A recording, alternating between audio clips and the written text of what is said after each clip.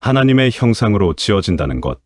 창세기 1장 27절에서 31절. 하나님이 자기 형상, 곧 하나님의 형상대로 사람을 창조하시되 남자와 여자를 창조하시고 하나님이 그들에게 복을 주시며 하나님이 그들에게 이르시되 생육하고 번성하여 땅에 충만하라.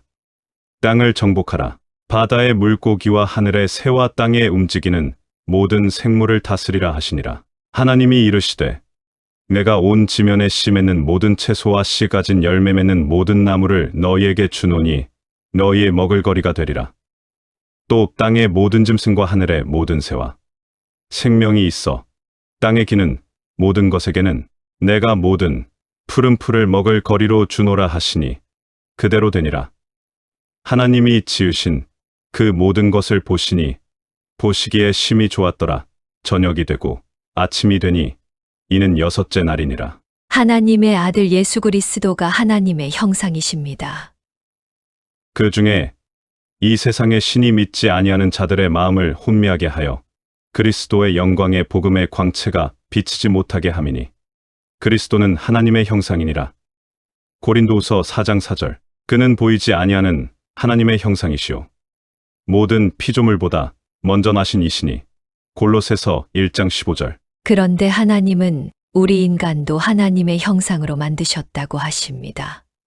그러니까 애초에 하나님께서 인간을 만드신 목적은 하나님의 아들 예수 그리스도와 같은 종류의 또 다른 아들들을 많이 만들어서 그 성자 예수님과 함께 만물의 왕을 삼아 하나님의 피조 세계를 다스리게 하신 것입니다. 그리고 그 다스림 속에서 하나님의 영광을 드러내시겠다는 것입니다. 그런데 인간의 타락으로 말미암아 그 목적이 무산되는가 싶었는데 예수 그리스도의 십자가로 말미암아 그 목적이 지금 이루어졌습니다. 하나님의 백성들이 예수 그리스도로 말미암아 하나님께로 돌아와 하나님의 장자들이 되고 그들이 예수 그리스도와 한 지체가 되어서 하늘의 왕 노릇을 하게 되었습니다. 그러니까 창세기는 요한계시록으로 향하는 출발점인 동시에 요한계시록을 그림자와 모형으로 힌트를 하고 있는 것임을 알 수 있습니다. 그러므로 우리 성도들의 구원의 목표 지점은 보이지 않는 하나님의 보이는 형상으로 내려오신 예수 그리스도를 본받아 훼손된 하나님의 형상을 회복하여 원래의 창조의 목적으로 돌아가는 것이라는 결론이 나오게 됩니다.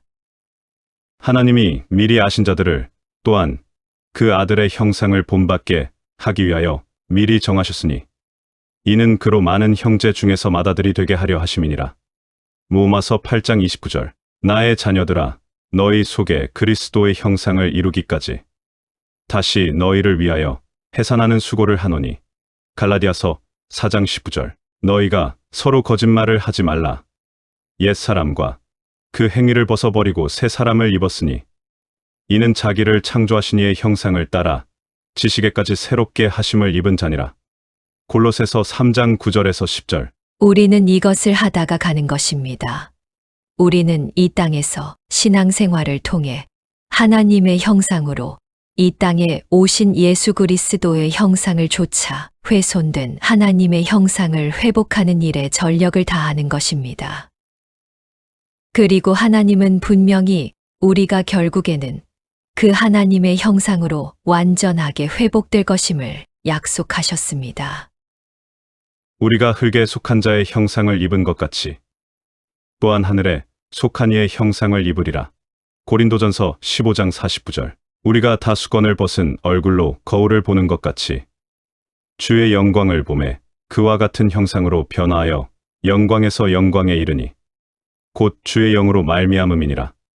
고린도후서 3장 18절. 성령께서는 지금 우리 안에 내주하시면서 우리를 하나님의 형상으로 회복시켜가고 계시다는 것입니다.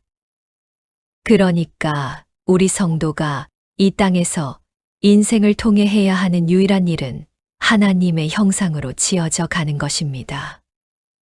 그렇다면 그 하나님의 형상이 무엇인지만 잘 정리하고 있으면 우리 성도가 이 땅을 살아가는 목적과 이유와 삶의 내용이 어떠해야 하는지가 명확하게 드러날 것입니다. 우리가 보이지 않는 하나님의 형상을 보기 위해서는 보이는 하나님의 형상으로 이 땅에 내려오신 예수 그리스도에 대해 기록된 성경을 잘 연구해 보면 하나님의 형상이 무엇인지 알 수 있는 것입니다. 다른 사람의 피를 흘리면 그 사람의 피도 흘릴 것이니 이는 하나님이 자기 형상대로 사람을 지으셨음이니라. 창세기 9장 6절. 하나님께서 타락한 인간들에게 살인을 금하시는 명령을 하시면서 그 이유를 말씀하시는데 이는 하나님이 자기 형상대로 사람을 지으셨기 때문이라고 하십니다. 그러니까 하나님은 지금 타락한 인간들도 하나님의 형상으로 부르고 계신 것입니다. 이것으로 우리가 주 아버지를 찬송하고 또 이것으로 하나님의 형상대로 지음을 받은 사람을 저주하나니. 야고보서 3장 9절. 여기도 다른 사람을 새치혀로 저주하지 말라는 권고를 하면서 사람은 하나님의 형상으로 지어졌기 때문이다라고 그 이유를 대고 있습니다. 그러니까 하나님의 형상은 훼손되기는 했지만 인간에게서 완전히 사라진 것이 아닙니다. 첫째로 사람이 하나님의 형상대로 지음받았다는 것은 사람이 이성, 즉 생각하고 판단할 수 있는 능력을 하나님으로부터 부여받았다는 것을 뜻합니다. 이러한 능력으로 인간은 다른 동물들에게는 없는 도덕성이라는 것을 가지게 된 것입니다. 많이 훼손되기는 했지만 인간은 선과 악을 분별할 줄 알고 선을 행할 때는 기뻐하며 악을 행할 때는 괴로움을 느끼기도 합니다. 뿐만 아니라 도덕적인 삶을 추구하기도 하고 사랑과 용서와 인내의 모양을 보여주기도 합니다.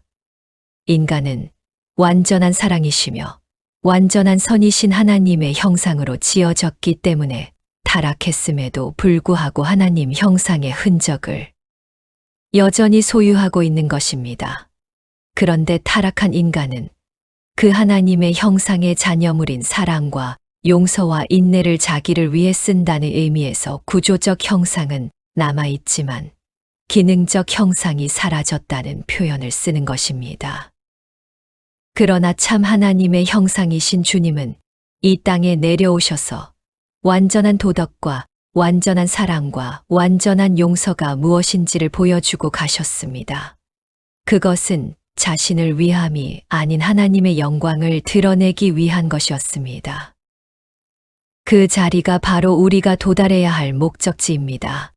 주님은 완전한 선이 어떠한 것인지를 이 땅에서 보여주고 가신 것입니다. 둘째로 사람이 하나님의 형상으로 지음을 받았다는 것은 사람이 영을 받았다는 것을 의미합니다. 짐승들은 겨우 보이는 세계에 머물지만 인간들은 그 세계를 넘어 개념들과 이념들의 세계까지 올라갑니다.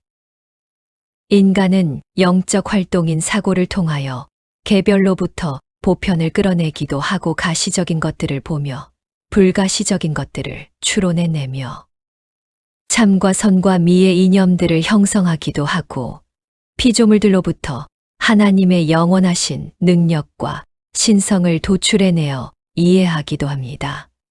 즉 인간은 보이는 세계에 국한되어 창조된 것이 아니라 하나님과 하나님의 세계를 알고 느끼며 추구할 수 있도록 영적인 존재로 창조가 된 것입니다. 그래서 인간만이 하나님과 교통을 할 수 있고 보이지 않는 그 나라를 소망까지 하게 되는 것입니다.